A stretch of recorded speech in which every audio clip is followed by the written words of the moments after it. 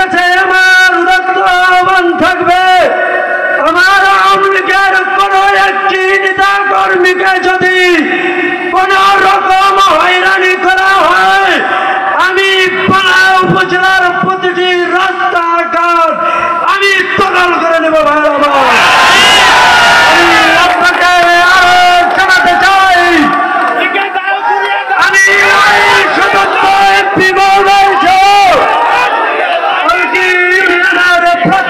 জানাতে চাই, আমার আলগি ইউনিয়নের কোন একটি কর্মীর গায়ে যদি সামান্যতম হাত তোলা হয়, তাহলে আমি চন্দ্রা আজিমনগর নাসিরাবাদ নয় শুধু পানা উপজেলার পূর্বাঞ্চলে আপনার চাপ বন্ধ করে দিব। আমার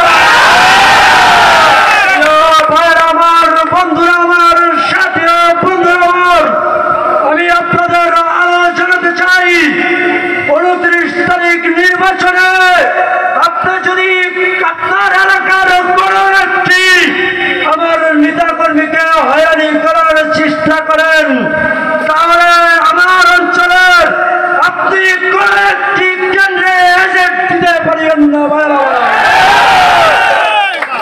সন্ধ্যা হয়ে যাবে, আমরা আমাদের পুরান অতিথির বক্তব্য শুনব।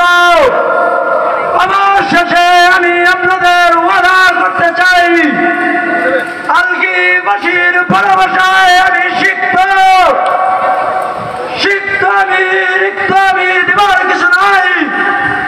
আমার যা কিছু আছে আমি সারা জীবন আলগীবাসীকে তাই দিয়ে যাব।